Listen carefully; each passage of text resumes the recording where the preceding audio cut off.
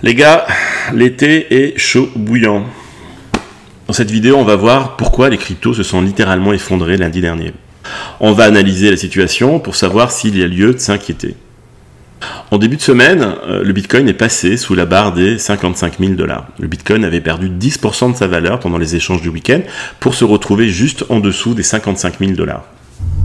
Ethereum, quant à lui, avait chuté de 17% à 2221 $, portant sa perte totale à plus de 30% au cours de la semaine dernière, sa plus forte chute depuis 2021. Les raisons de ces baisses sont multiples. Les investisseurs s'inquiètent de plus en plus de la possibilité d'une récession aux États-Unis. On a des tensions géopolitiques croissantes au Moyen-Orient. Aux États-Unis, en juillet, on a eu une croissance des emplois étonnamment faible. Croissance faible couplée à un taux de chômage élevé. Tout ceci a accentué les craintes de récession, entraînant une baisse de 2,43% du Nasdaq et de 1,84% du S&P 500. De plus, le sentiment du marché crypto a changé en raison de l'impact décroissant du rallye de Trump et des chances croissantes d'élection pour Harris.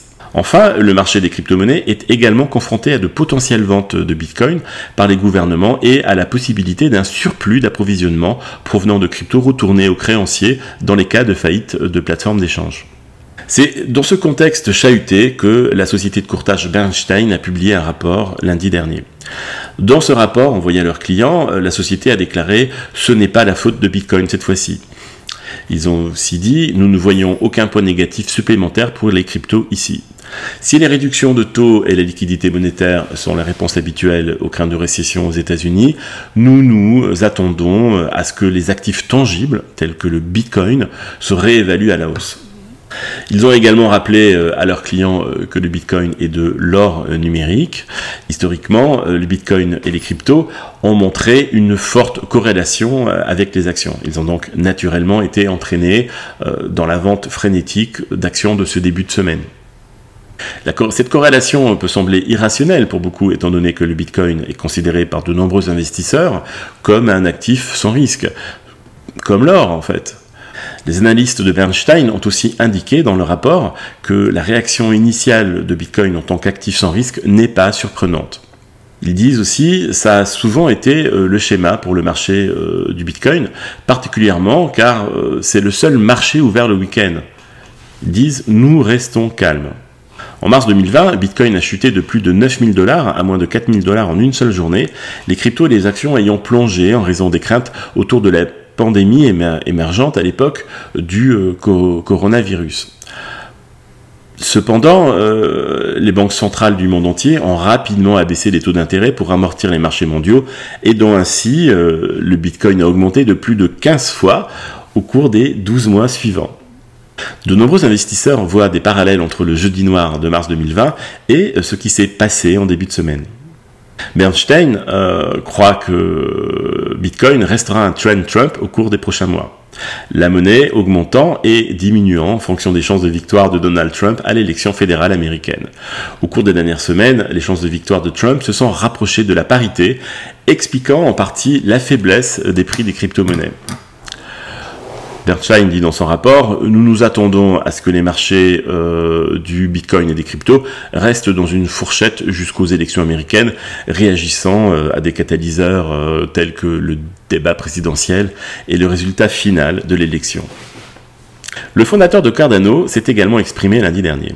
Dans un rapport posté sur X le 5 août dernier, Hoskinson, le fondateur de Cardano, a averti qu'un ralentissement économique au Japon pourrait déclencher une cascade d'effets négatifs sur les marchés, y compris dans le secteur des crypto-monnaies.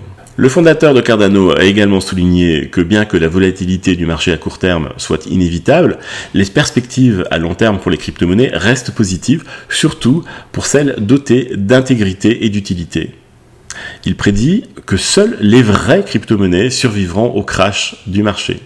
Cette déclaration du fondateur de Cardano reflète un sentiment croissant au sein de la communauté crypto selon lequel l'industrie des crypto-monnaies mûrit au-delà de la frénésie spéculative. Il précise en outre que les conditions actuelles du marché sépareront probablement le grain de l'ivraie. Seules les crypto-monnaies offrant une valeur tangible et des applications concrètes se montreront capables de résister à la tempête. Le trader Peter Brunt a aussi pris la parole. Selon le trader Peter Brunt, la baisse du Bitcoin depuis le halving de 2024, d'avril 2024, commence à ressembler au mouvement du marché avant le bull run de 2016. Dans un post sur X, l'analyste a déclaré que la baisse du Bitcoin depuis le halving est désormais similaire à celle du cycle haussier du halving de 2015-2017. Brunt a comparé la profondeur des corrélations du marché depuis les dates de halving, notant des similitudes. En 2016, le halving du Bitcoin a eu lieu le 9 juillet et le prix ce jour-là du Bitcoin était de 650 $. Les marchés se sont repliés pendant ce cycle jusqu'à un creux subséquent de 474 $, soit une baisse de 27% après le halving en un mois, avant de monter en flèche à un sommet de cycle de 20 000 $ en décembre 2017.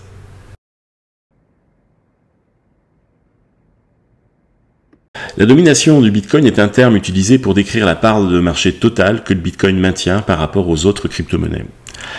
La domination du Bitcoin a atteint un sommet, tandis que les altcoins et les marchés boursiers mondiaux font face à un recul plus large. La capitalisation totale du Bitcoin représente désormais près de 60% du capital total de l'industrie crypto.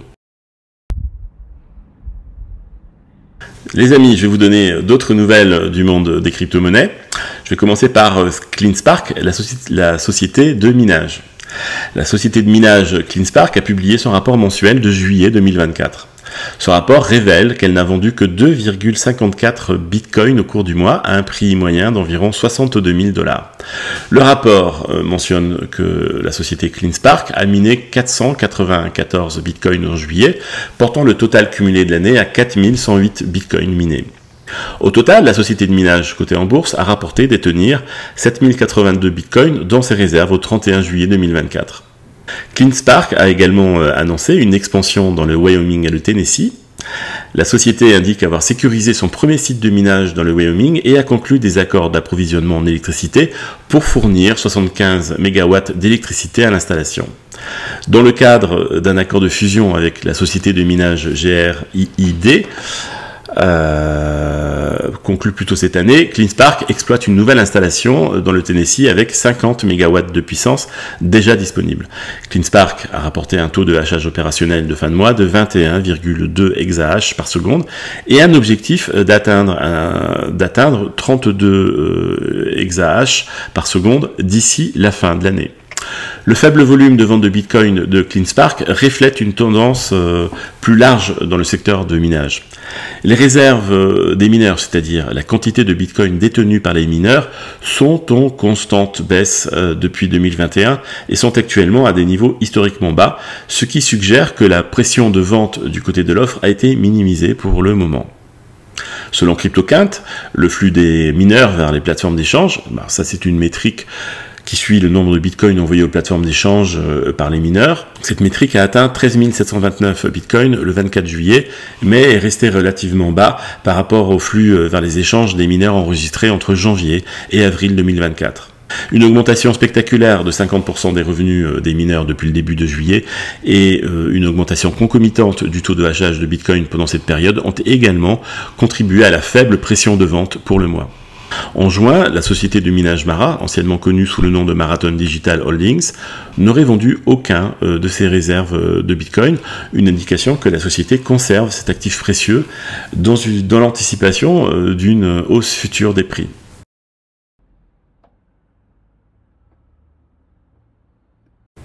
Le fondateur de CryptoQuant, Ki-Young Ju, croit que les baleines crypto anticipent la prochaine montée des altcoins. L'analyse de Ki-Young Ju se base sur la différence cumulée annuelle de volume de cotation achat-vente des altcoins. Il s'agit d'une mesure qui évalue la différence entre les ordres limités d'achat et de vente sur une période d'un an. Ki-Young Ju a expliqué que les baleines préfèrent les ordres limités pour éviter le slippage et le niveau croissant de la mesure suggère un nombre croissant d'ordres limités d'achat parmi les grands investisseurs et institutions crypto, représentant des murs d'achat forts pour la future demande des altcoins. L'analyste crypto Jamie Coutts a quant à lui récemment partagé une prédiction confirmant le marché des altcoins. L'analyste a cité l'indice égal poids des top 200 comme preuve que nous avons atteint un creux du marché signalant une potentielle montée des altcoins. L'indice égal poids des top 200 suit la performance des prix des 200 principaux altcoins par capitalisation boursière et les compare à la performance des prix de Bitcoin. Une lecture numérique inférieure de cette métrique indique qu'un petit nombre d'altcoins superforme Bitcoin en termes de pourcentage, tandis qu'une lecture supérieure indique que davantage d'altcoins superforment Bitcoin en termes de pourcentage. Au moment où Jamie Coutts a fait sa prédiction, la métrique était entre 10 et 20%. Plus récemment, le trader crypto populaire Max a affirmé que le marché des altcoins est actuellement dans une phase de réaccumulation. Le trader a soutenu que les altcoins n'ont augmenté que de 58% en moyenne depuis qu'ils sont sortis d'une longue phase d'accumulation, suggérant que les actifs numériques subissent un recul relativement mineur avant d'enregistrer davantage de gains.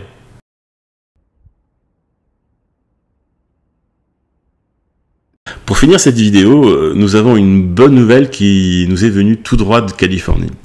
Le département des véhicules motorisés de Californie a déposé 42 millions de titres de voitures sur la blockchain Avalanche.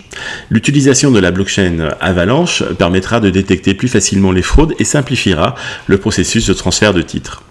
L'investisseur milliardaire Mark Cuban a qualifié ce projet de progrès incroyable et de grands pas pour les crypto-monnaies. Mark Cuban a ajouté que la raison pour laquelle c'est énorme pour les crypto-monnaies est que les personnes détenant des cryptos auront une application avec un portefeuille Avalanche. Des dizaines de millions de Californiens ayant et utilisant un portefeuille crypto au cours des 5 prochaines années, ou quel que soit le temps que cela prendra, normalisent l'utilisation des wallets et des crypto-monnaies, a-t-il dit. Mark Cuban est bien connu aux États-Unis en tant qu'investisseur dans l'émission américaine qui s'appelle Shark Tank et aussi en tant que propriétaire de l'équipe NBA des Dallas Mavericks. Il a également récemment plaisanté sur X en disant que le président de la SEC, qu'on connaît tous maintenant, Gary Gensler, pourrait poursuivre la Californie dans le cadre de son hostilité envers les crypto-monnaies et la technologie blockchain.